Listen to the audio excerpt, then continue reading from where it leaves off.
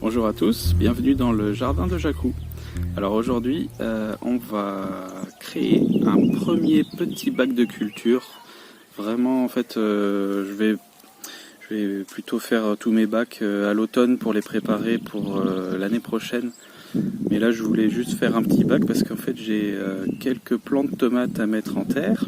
Je les ai fait germer pendant le confinement, donc c'est assez tardif. C'est marrant parce que comme j'ai utilisé du compost, il y a aussi d'autres graines qui ont germé. Et je vais avoir du coup des courges ou quelque chose comme ça aussi à planter dans le jardin. Donc je vais faire un tout petit bac qui va durer juste cette saison. Et l'année prochaine, ou dès l'automne, je pense que je l'agrandirai. Je vais utiliser des orties pour fertiliser le sol en azote. Je vais remettre un peu de terre par-dessus. Là j'ai assez peu de matière première, donc je vais faire avec ce que j'ai. Et puis j'ai acheté des ballots de paille, et donc je vais pouvoir faire un petit paillage là-dessus, et puis on va voir ce que ça va donner. Voilà, ça c'est l'emplacement du potager. Je vous montrerai dans la prochaine vidéo le design que j'ai prévu pour le potager. Je vais faire plusieurs bacs de culture. Première étape, désherber. Bon, j'avoue qu'il faut un petit peu plus de travail que de claquer des doigts pour obtenir un bac. Donc là, le soleil est en train de se coucher. Moi, je le remplirai demain.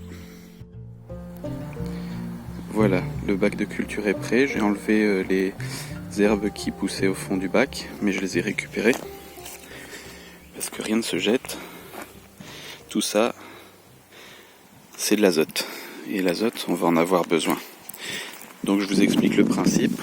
J'ai la terre de mon sol normal. Je vais rajouter du carton parce que c'est la seule matière carbonée que j'ai à disposition. Je pourrais mettre des branches. Là j'en ai pas mal, mais je préfère les garder pour cet automne, pour les bacs qui resteront plus longtemps. Au-dessus du carton, je vais mettre mes déchets verts. Je vais remettre encore une couche de carbone. Alors soit de la paille, soit encore du carton. Et par-dessus, je vais mettre des orties. Et encore par-dessus, une couche de terre. J'ai trouvé un carton en nid d'abeille, comme ça, je me dis que ça peut être sympa. Ça permet aussi aux vers de terre de monter au travers. Parce que je crois que quand on met des grandes plaques de carton, le problème c'est que pour traverser le carton, la vie du sol, elle a un peu de mal. Faut encore que je me renseigne là-dessus. Et maintenant, on arrose.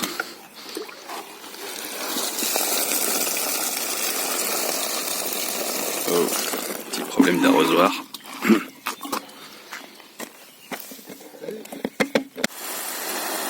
Voilà, ça va mieux.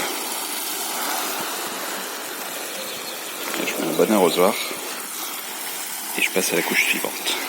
Je vais vous dire un secret.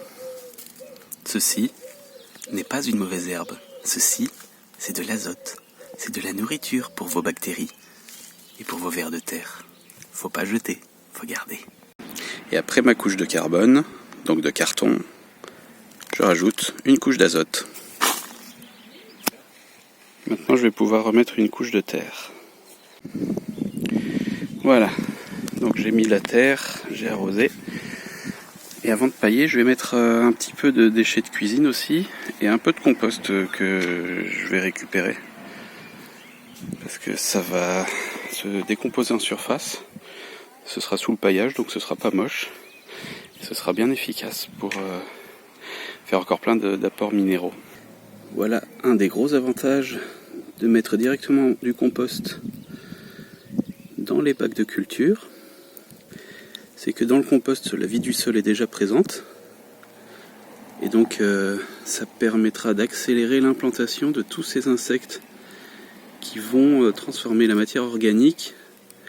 Donc ce que j'ai mis en dessous là, les déchets verts, ils vont manger tout ça, le transformer en matière biodisponible pour mes racines et pour mes plants de... Oh, regardez-moi cette larve. Donc tout ça, ça va coloniser le milieu. Le but c'est vraiment d'avoir un bac plein de vie, quoi. Énormément d'insectes, donc là j'ai énormément de cloportes. Ah, on est vraiment 100% dans le déchet de cuisine. Hein. Et le compost, je l'ai commencé quand voilà, coquille d'œuf. Je l'ai commencé à peine au mois de décembre.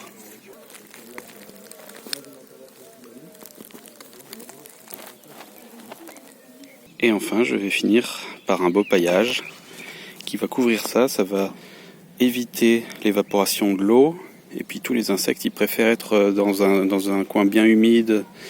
Sinon, là, ils sont déjà en train de tous s'enterrer. Là, ils aiment pas le plein soleil. Et puis le plein soleil pour la terre, c'est très mauvais. Donc, on va pailler tout ça et on plantera ce soir pour que je vérifie que ça monte pas trop en température et que ça me crame pas mes plants que je mettrai en place. Allez, paillage. Voilà le travail.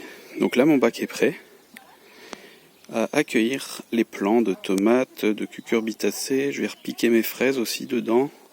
Tout ce que j'ai, quoi. Enfin, j'ai pas grand chose, mais ça fera un bon bac pour démarrer ma saison et suivre l'évolution. Comme ça, à l'automne, déjà, je pourrais voir ce que j'ai fait de bien ou de mauvais. Ça me permettra d'anticiper les problèmes aussi pour l'année prochaine.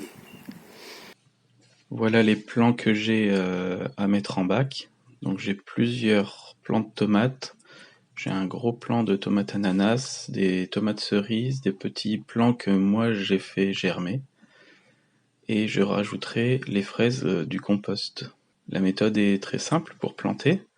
Il suffit d'écarter le paillage pour atteindre la première couche de terre. C'est là-dedans qu'on va planter nos plants. Donc on peut s'aider d'une pelle pour dégager un trou suffisant pour que toutes nos racines puissent bien entrer sous terre, être bien enterrées dans le compost. Voilà, bon c'est pas facile à une main. Normalement, il faut le mettre plus profond que ça. Et ensuite, on rajoute le paillage par-dessus. Une fois que tous les plants sont en place, on arrose abondamment. Je vais utiliser au moins 5 arrosoirs pleins. Il faut vraiment que la terre s'imbibe, que les plants puissent vraiment se mettre en place. Et on ne arrosera que dans une semaine s'il y en a besoin, parce que avec le paillage, il n'y a pas forcément besoin. Voilà, une fois que c'est terminé, on crée un petit nid, hein, on écarte un peu le paillage au pied des plants. Ceux-là, ils sont vraiment petits, je ne sais pas s'ils vont bien prendre. On écarte le paillage pour leur faire comme un nid. Et au fur et à mesure que le plant grandit, on peut resserrer le paillage autour du pied. Voilà, donc ça c'était mon premier bac de culture. Comme ça, au moins, on aura un fil rouge à suivre au fil des vidéos. Et je vous dis à bientôt pour une prochaine vidéo du potager de Jacou.